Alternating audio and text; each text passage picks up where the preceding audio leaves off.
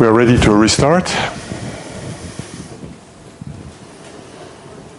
There's a large class of simulation models that go through special regeneration points, or points at which we make decisions for the simulation. The random waypoint is one of those.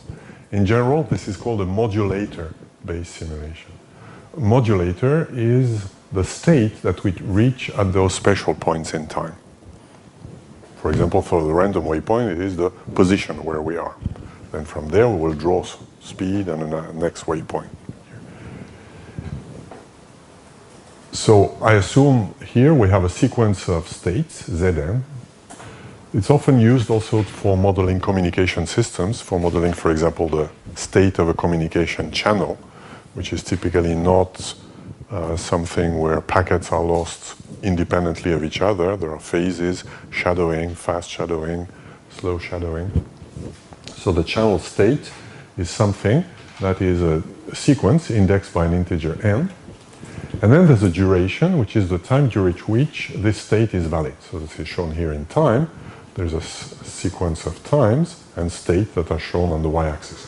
Think of it, for example, as the state of a channel, of a wireless channel. A simplified model would be it jumps from one value to the next here.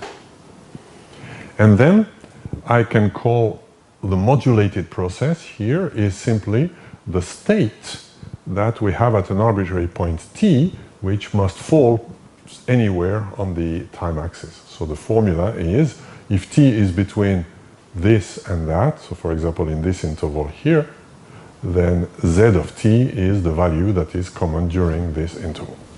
So that is a simple definition of a modulated channel here. So let's apply what we've seen a few minutes ago. A very simple example here. I call T2, T3, T4, the times at which the channel, the state changes. Here I interpret that as the state of a communication channel. The state is an integer I. And when the state is I, the channel has a loss probability pi. And the time that we stay in that state is some fixed quantity Ri, non-random. It's probably too crude for a reasonable channel model, but let's assume that. Right? So here we state, if we're in state 3, here we state for a duration R3, then something random happens, perhaps based on the whole history of all the Zs we visited. I don't know exactly. I do a transition, I move to another state, and given that I am in state 4, I will stay for a duration R4. Right? And when I am in a given state here, the loss probability is pi, I said something wrong. So the way the simulation runs is when I come at the end of an interval, I draw from this probability distribution the new state here.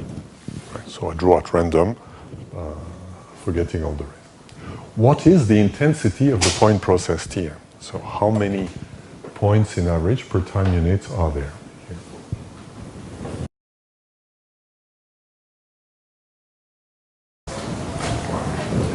And the correct answer, which is the majority, is C, because what we need to compute is, by the inversion formula, what's the average duration of an arbitrary interval. If I sample interval by interval, what average do I obtain? Well, with probability P0i, I will obtain an interval of type I, and its length will be Ri. So this is the average duration of an interval, as seen if we sample arbitrary intervals here. So 1 over this is the correct answer.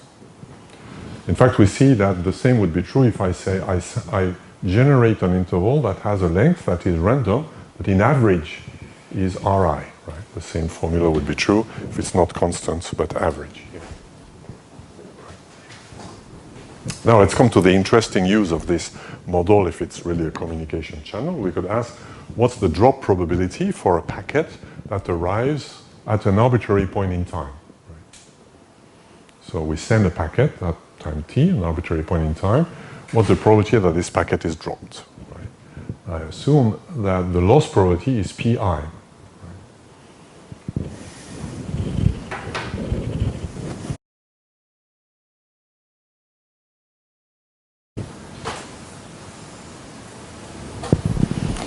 So this one is a bit more tricky, but the correct answer is A, which is the majority choice. It's a direct application of the inversion formula, right? The probability that we're interested in is the probability of loss seen at an arbitrary point in time, which is the expectation of P of ZT, where Z of T is the state of the channel at an arbitrary point in time T. Right? So by the inversion formula, this is the same as taking the average over a typical interval and rescaling by lambda. So over a typical interval, we obtain with probability pi0 we're in state I, we will stay there for a duration Ri, and the probability will be pi. So this numerator here has this classical Palm calculus component, which is Ri, the time during which we stay there.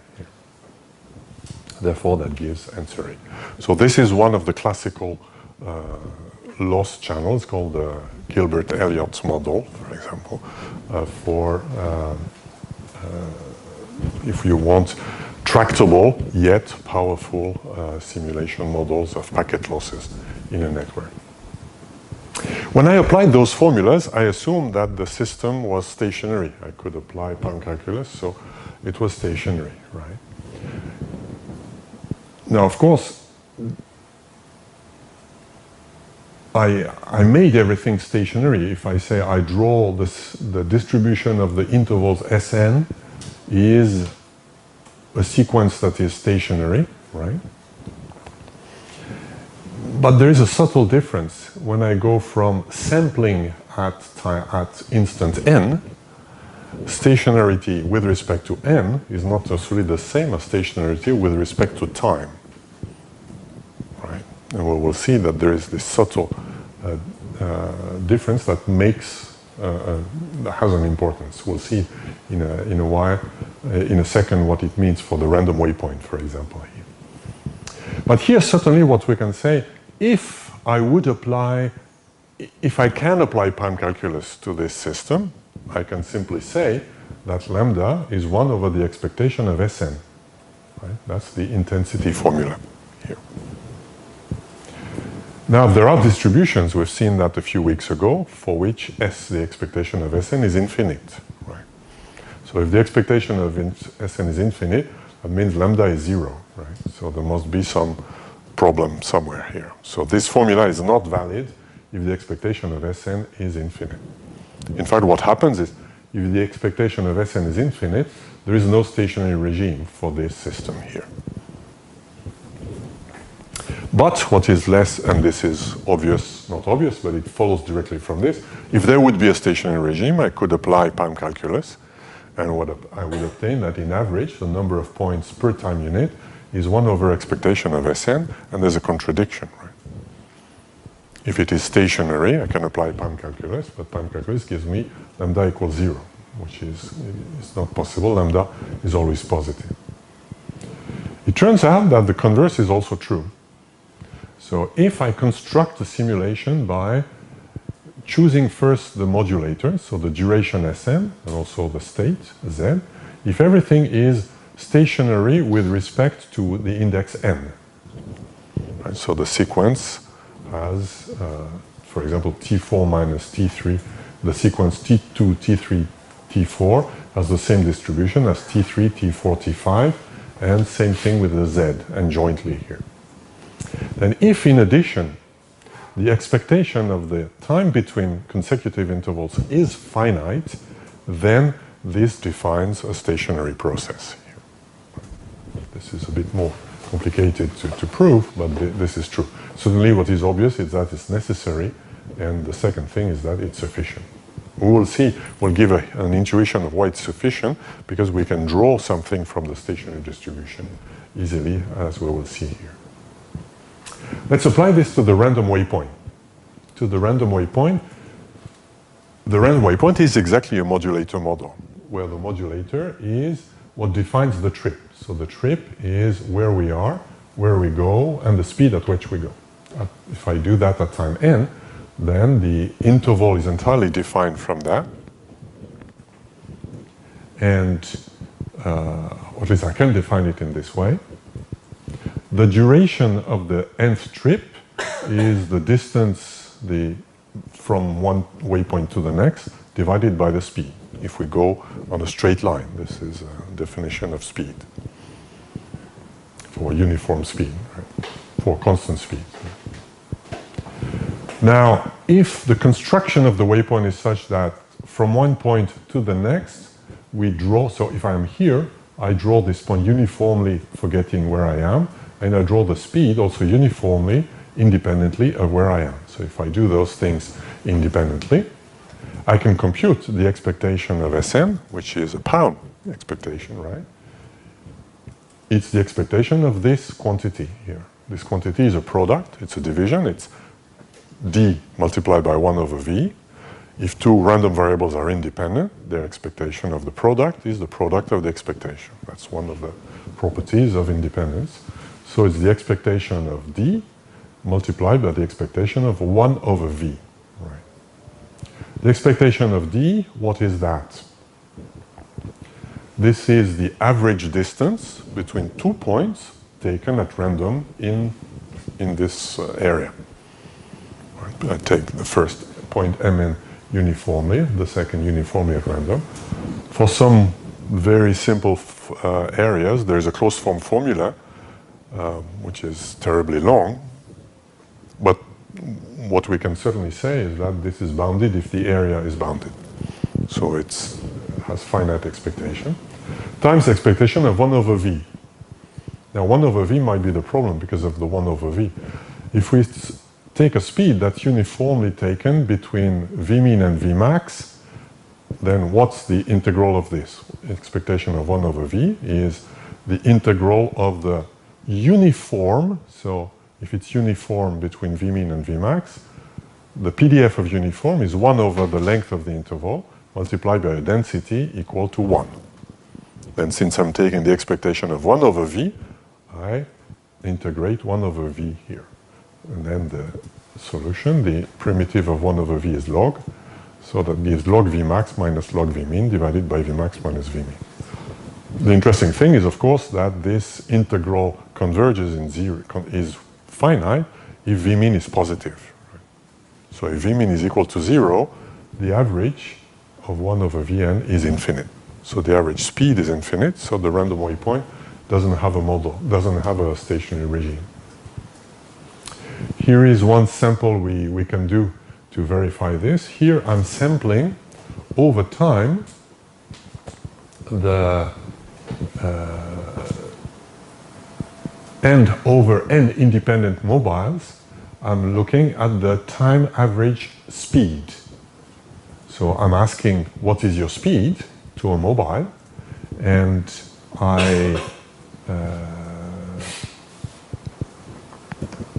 I average over time, that gives me the red line here, and over users, that gives me the blue line here.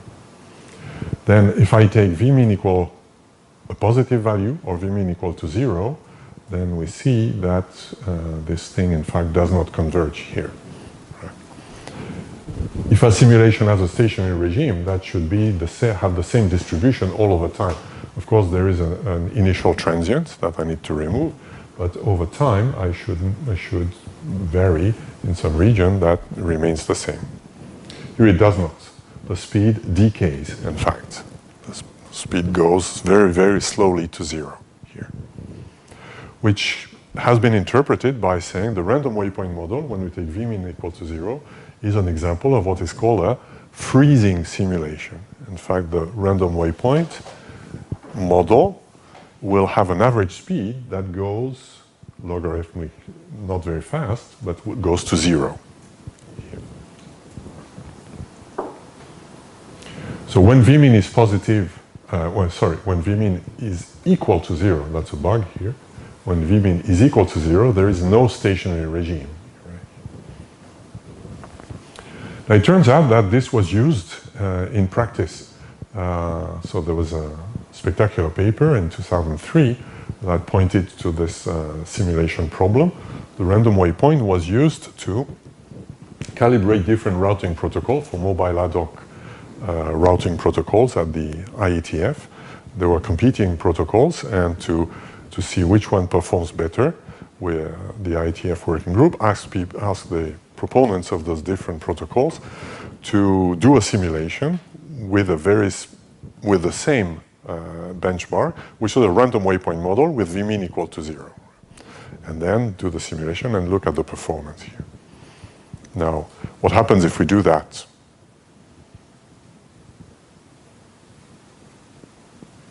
Well, if you do a simulation for something that does not have a stationary regime, then first you might think whether it's a good idea, but if you insist on doing it, then of course the length of the simulation plays a role, because if you do a very short simulation, you will have a distribution that's very close to the initial distribution you gave, whatever it is. If you do a very long one, we'll see here it's the simulation freezes, the average speed goes to 0. And what happens is that, in fact, here I'm showing a sample over a very, very long simulation of the speed chosen by one user.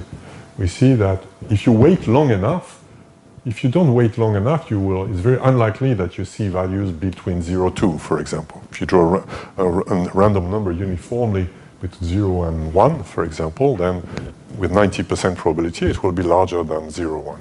If you wait long enough, the speed will be small, and if you pick a very small speed, you will stay very long, by the time 1 over the speed that you've chosen here. And it's very unlikely that happens on a short period of time, but the larger you wait, the more likely you are to see one, and the more likely you are to be stuck for a long period of time. So it's not a deterministic freezing where the thing blocks. I mean, after this point, the simulation is as fresh as here.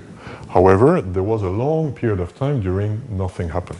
So now imagine you're simulating 1,000 mobiles that are doing your routing protocol. If you do a very long simulation, some of your mobiles for some time will not move at all, which will be very good for your routing protocol. It will work very well, right? But if somebody else does the same simulation with a much shorter time and does independent replication with much shorter times, for example, you are not simulating the same thing at all. So whenever things do not have a stationary regime, we have to be very careful about the simulation. We have to specify what is the initial condition, how long we simulate. None of this was done, of course. And that's beyond the anecdote, it's important to realize this can happen. Here we've constructed something very simple, a random waypoint, it's a very simple model, but it doesn't have a stationary regime, not because it blows up, like we usually assume when things don't have a stationary regime, but the other way around. It's 1 over blowing up, it freezes here. But it's equally embarrassing here.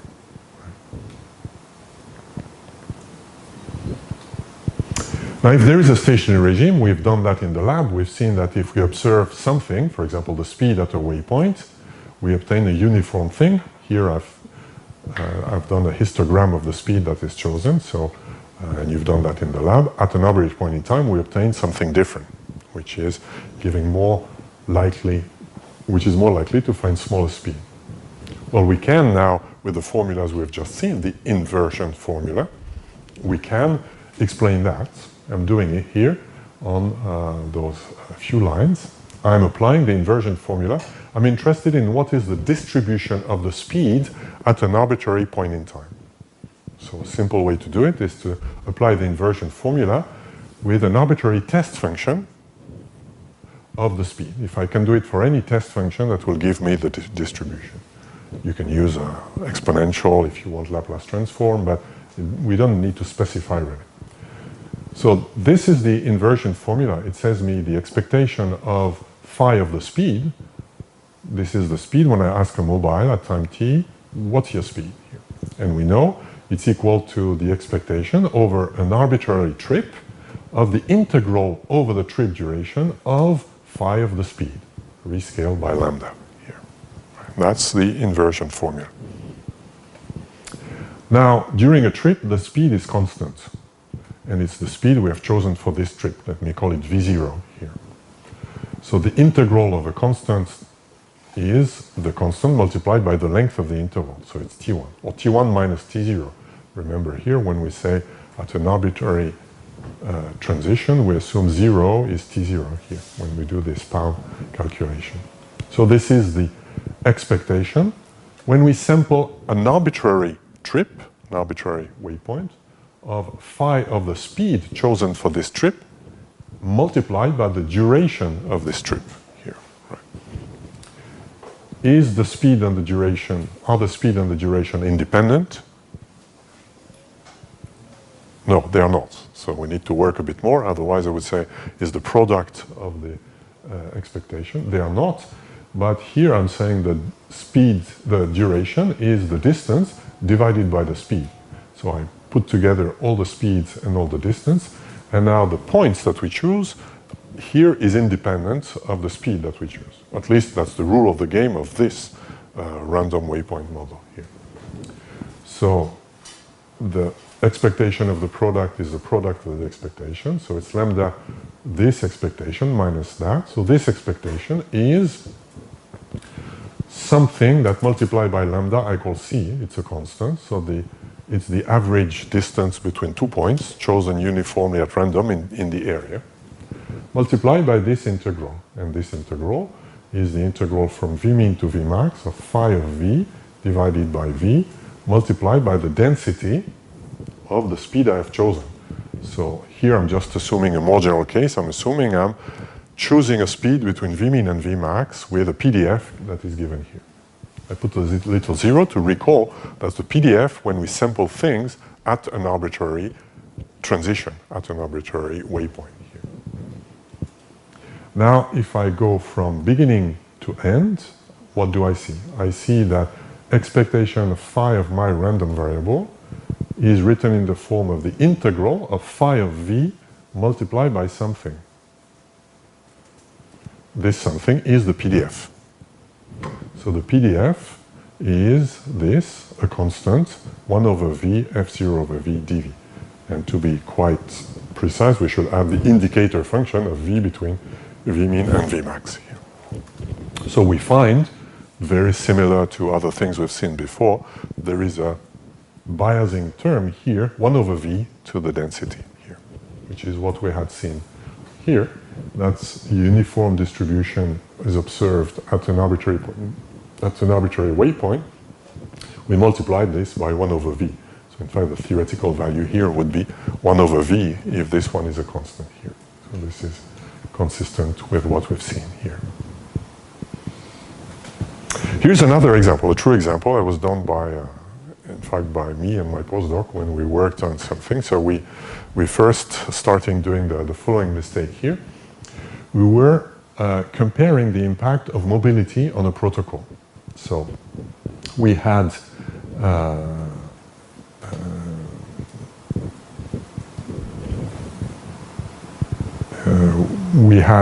two cases. One case is with mobile and a case where the nodes are static here. There was a paper at that time by Matthias Großglauser, who's also a professor here. Mobility increases capacity. So it's a very famous paper. But in reality, it does not. Whenever you do it for real, you need very, very complicated way of ferrying packets and so on. In reality, when you have a radio protocol, any mobility introduces more randomness, which makes the estimation of the channel more uncertain, and the coding becomes less good, and you lose packets, and or you are very conservative, you put a very low coding rate. So in practice, when you go fast, it's more difficult for wireless protocols to work well. But we had a protocol that was very cute and in ultra-wideband that we thought would be largely independent of mobility because it would be very resistant to channel state uncertainty. And so we decided to simulate it, and we're using mobility, using a random waypoint model or a static model here. And we found that this thing here. Find the bug. We thought there was a bug, so where would you think the bug is here? So we have a random waypoint model that has a stationary regime. Of course, we were careful to not take v mean equal to 0.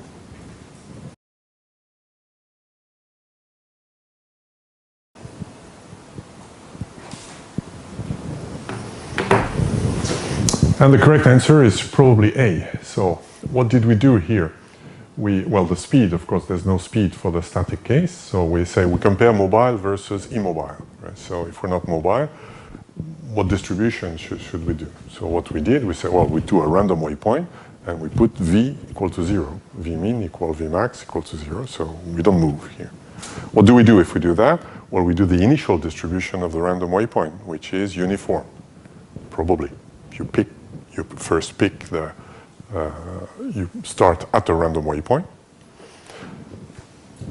But is this the same as the distribution, the time stationary distribution of a mobile point when we do the random waypoint? So if we do the random waypoint activity, you've done that in the lab. Where are you in average? We have seen that the distribution is not the same as the uniform distribution. Right? It's more subtle than for the speed, but it's the same argument. So the correct flow, the correct answer is that the flow, we should use for the static case the same distribution of node location as for the random waypoint to make sure that the distances between nodes has the same distribution here. And what is this distribution here? Well, we did it. One way to do it is to run the random waypoint model long enough so that you're happy and you think that you've removed the initial transient, and then you freeze. You say, this is my sample of the time stationary distribution of the random waypoint, and my static nodes will stay there. We did this, and of course, this is what we found, that our protocol is not bad, but still a bit less good when nodes are a bit better when nodes don't move here. So the question will be, what is the time stationary distribution of the random waypoint here? Let me skip this one. I'll pose the solutions for the things we've skipped.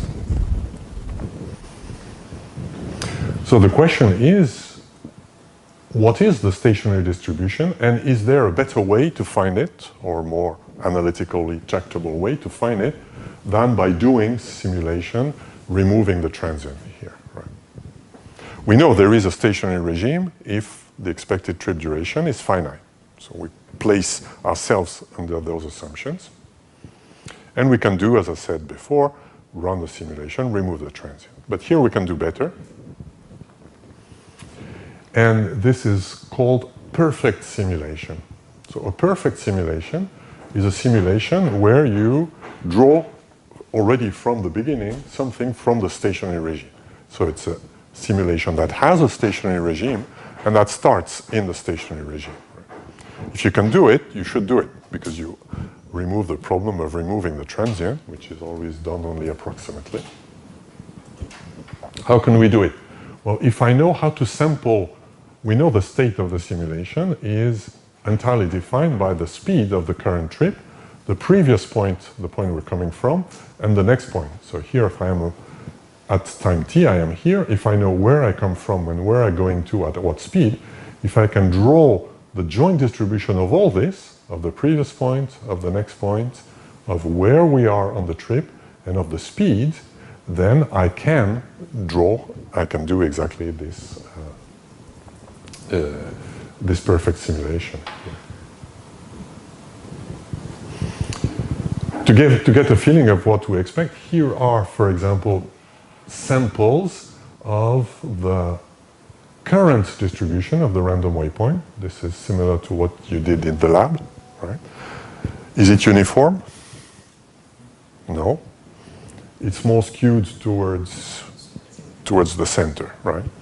That's the ballroom syndrome. When you dance in a room, everybody creates collisions in the middle. So when you dance the Wiener Waltz, you go in circle to avoid that problem here. So this we saw, for MT, we saw it's not uniform. No. How about this one? The point to which we're going. Is it uniformly distributed? Yes? Well, let's see.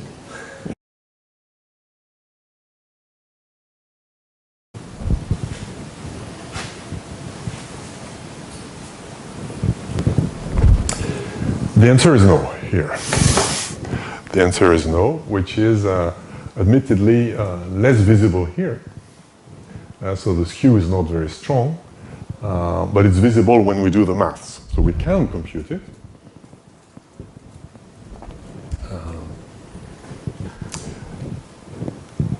But what is perhaps intuitively clearer is that the distribution of next t is not uniform, is more towards the corners. Why is that? As often with palm calculus, when you think about it, it's obvious. The only problem is you forget to think about it. The longer clips are between the corners. Yes. It's like with time intervals. You're more likely to sample. If you ask somebody on which interval are you, on which segment are you, you spend more time on segments that are long. Right? So how can you place a long segment? Well, by putting the edges, the ends of the segment closer to the edges and more to the corners.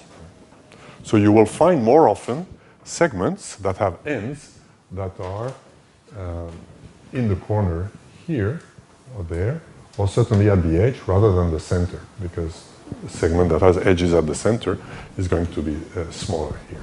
Right? In fact, by exactly the same calculation as we did for the speeds, and not, it fits in one page, you see it's here, we will not go through it, but it's just the inversion formula, we can find what is the joint density of the previous and the next segment. So the definition of the segment on which we are.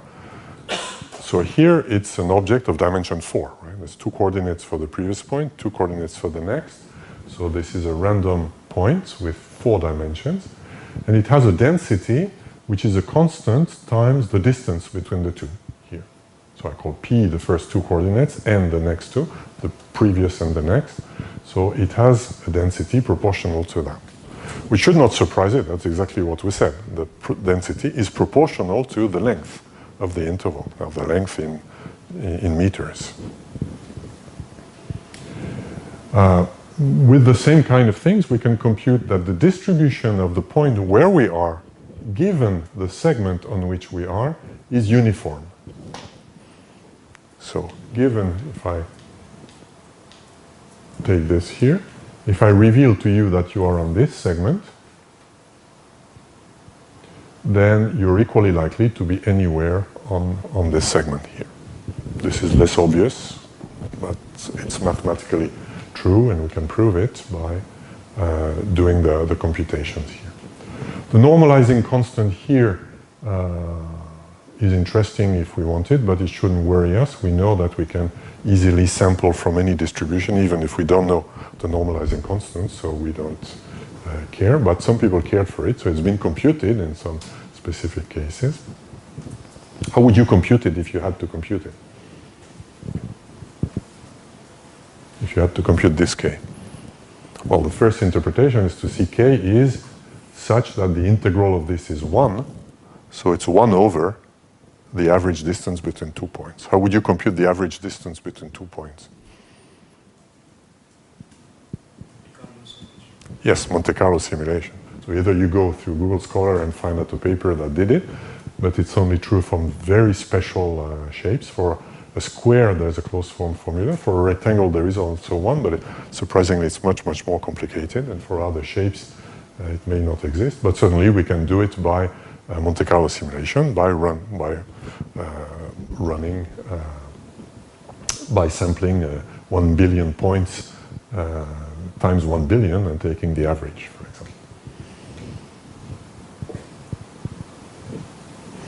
Here is the same simulation I showed before, where I computed the average, the speed average over time and average over point in blues.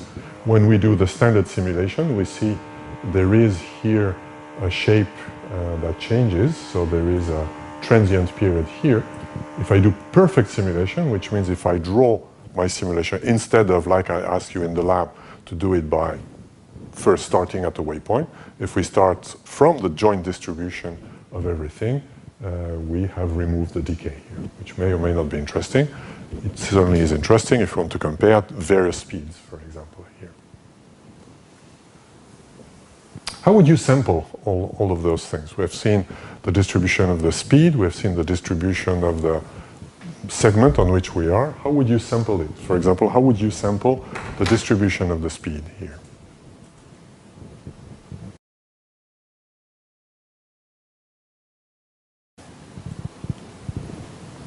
Of course, it was one of those impossible polls. It depends on the function f0 here, right? So if f0 is constant, so we have a uniform distribution, like we did in the lab, then certainly CDF inversion will give you, because we can compute the CDF explicitly, it will give me the log, a log function. Now, of course, if this is an arbitrary function, I don't know. So, but for simple cases, it will certainly be CDF inversion. But more interesting and more difficult, perhaps, how would you sample the current segment? So again, the problem would be to do, I want to do a simulation where at time 0, I draw the blue thing here. I draw the next and the previous. The speed, we've seen how to draw it. We've seen that the position on the segment is uniform, so we will know where to place it on the segment. But how to place P and N? That's the question.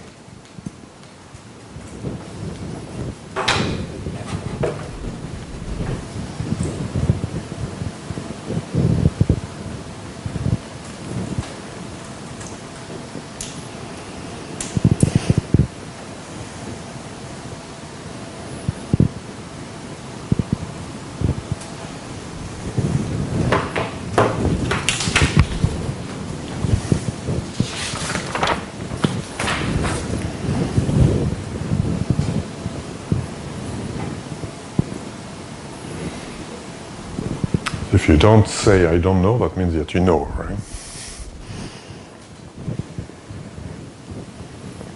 Let's see the solution. I close in 5 seconds.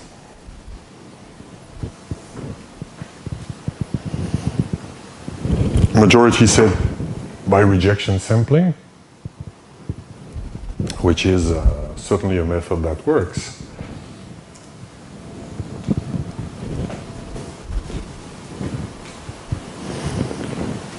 Rejection sampling is well adapted here because we had, that's exactly a case. We're multidimensional in dimension 4. We know exactly the density, but the density, we can compute it easily, and it's bounded by something, at least if the area A is bounded here, right? Which must be the case, otherwise this is not, this doesn't give a distribution, a PDF here. Whoops.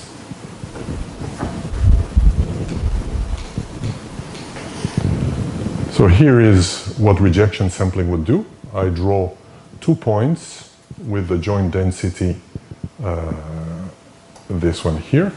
So I first draw them uniformly, for example, in the area A. Then I draw a random number, that will be my rejection sampling. And until the random number is less than the density that I have here. I need to find delta such that the max possible value multiplied by k is okay. So delta is easy to see, would be an upper bound on the diameter of the area A. So it's a max on the value of the distance between 2 points drawn uniformly. And if I do that, I will have 2 points that will be drawn according to this density here. Then if I want to do the perfect simulation, this gives me only previous and next. We've seen how to draw M. I draw V, for example, by CDF inversion. When I do all this, I'm making an additional assumption. Which one?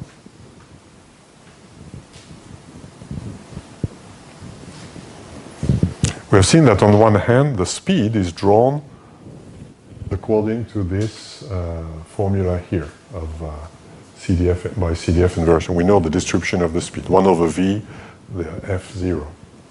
We have seen also that m, previous and next, are obtained by this way. Given previous and next, m is uniform, so if I draw previous and next, I can draw m. But when I do this, here there is a hidden assumption. Independence. So the speed is independent of the location parameters. Is it true? Yes. Yes, it is true, but it has to be proven. And the fact that it is independent at an arbitrary waypoint does not necessarily mean that it would be independent at an arbitrary point in time. So the inversion formula needs to be called for that by showing the independence, and this is done in the lecture note. You can see easily that they are independent. Voila, that's all for today, for the PALM calculus, at least for the lecture part of it. There is homework, paper and pencil homework that has been posted last week. Do it, ask questions on the forum, or otherwise if you have questions on it.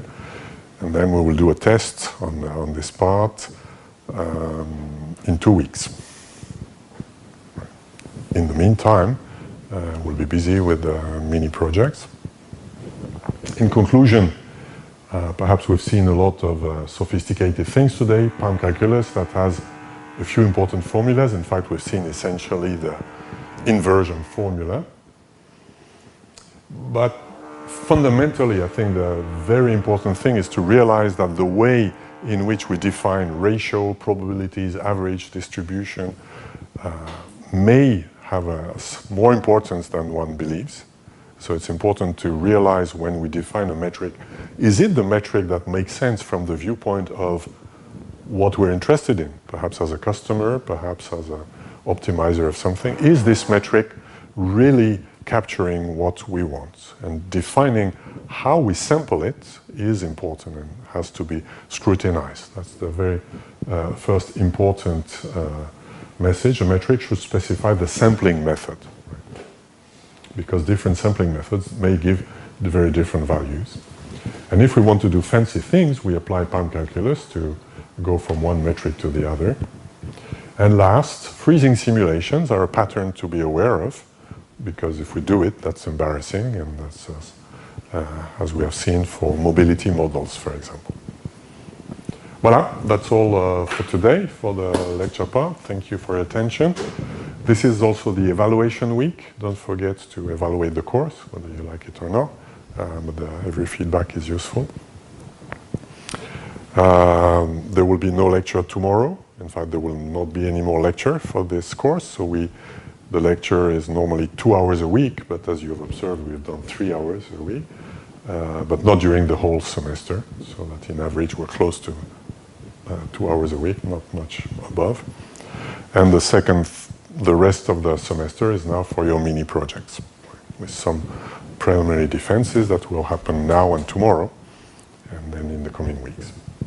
Thank you very much.